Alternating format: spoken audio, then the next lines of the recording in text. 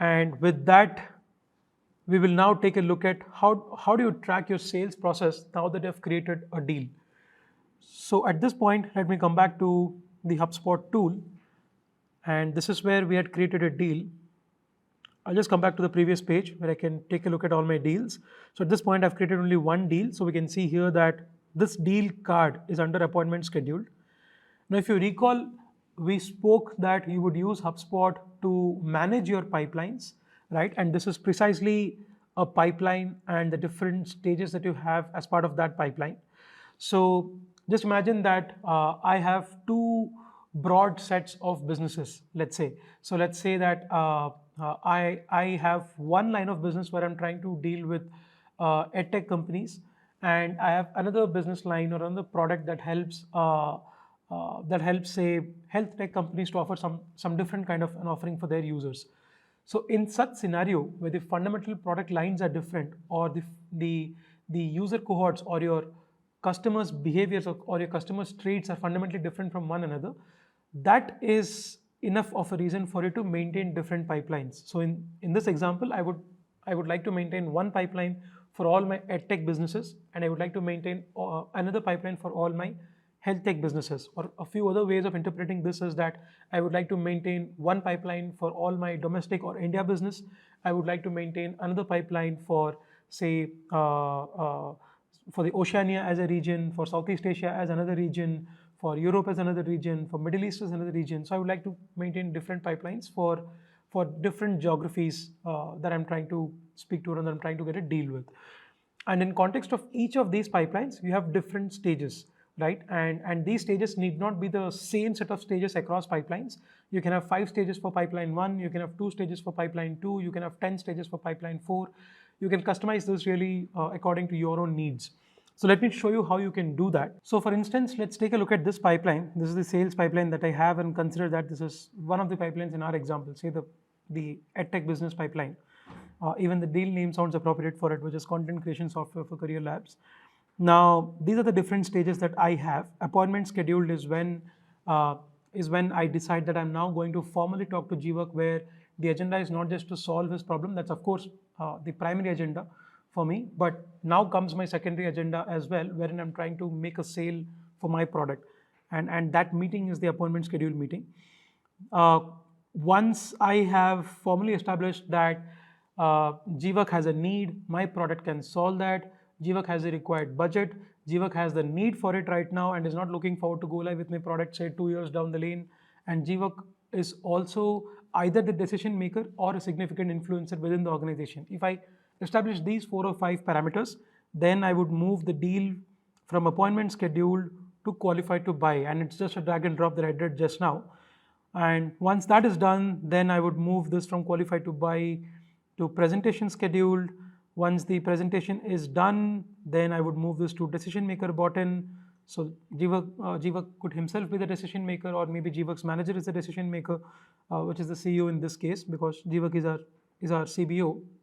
Once the decision maker is bought in, then I would send the contract. So I would then move it to this stage, and then after this, hopefully this deal converts as a successful one for me, and hopefully I'm successful in closing the sale out. And if that has happened, then I would move this to closed won, and this is a small congratulatory message from HubSpot.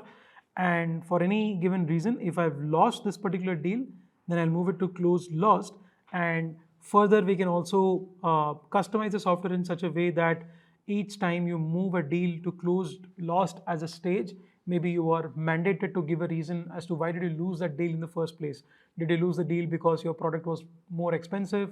Did you lose the deal because the fit wasn't really good? Did you lose the deal because of some sort of legal constraints? Legal constraints can be around, say, data residency laws, for instance. So whatever the reason is, you could mark that as a closed lost reason, and that's something that you can customize.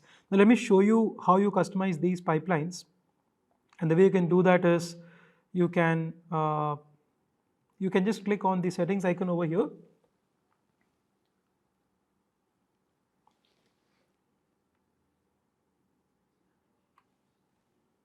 And right here, the deals menu is already highlighted. You come to the pipelines over here, and here you select a pipeline. So sales pipeline is what I have right now, and here is where you see all those stages that are defined over here, and the win probability is also associated against each of these statements. All of this is a very configurable thing. So I can change the weightage, the winning probability associated with each stage, or I can change or I can rename each of these stage names over here. I can reorder the stage as I wish, or I can even add more number of stages or remove one of these existing stages to bring that into effect. So let's say that qualify to buy something that's not really relevant to me, because I have created a deal only once I've reasonably qualified that this person has a need that I can solve for. Therefore, let's say I just delete this stage, and what I'll do is I'll come back to deals. So now you see here that qualified to buy as a stage is missing from here, right? And our deal, anyway, we had put it in closed lost. We can bring it back to any stage that's appropriate. So that's one. Apart from customizing these kind of either stages or the win probabilities associated with each stage, you can also take a look at the total deal value uh, in each stage of a given pipeline. So over here, since it's just one deal that I'm moving around from one stage to another, and given that this deal is something that I've currently put under decision maker bought in, so you can see that my total value of deals which are stuck in the state of decision maker being bought in is about $0.1 million, right? So let's say that if 10 such deals is stuck over here, and assume that the value of each of these deals is $0.1 million, that basically means that $1 million is stuck because I'm unable to get the buy-in from the decision maker.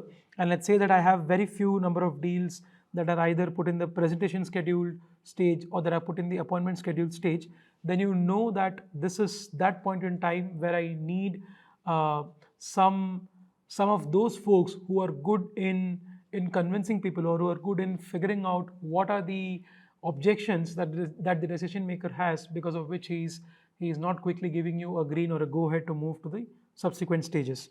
So this is the way in which you would take a sale through the different stages of a given pipeline, and you can maintain multiple such pipelines.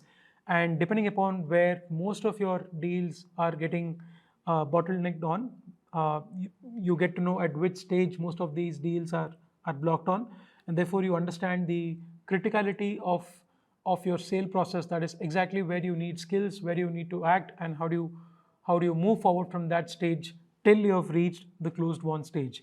So that's a little bit about how you would track your sale using HubSpot.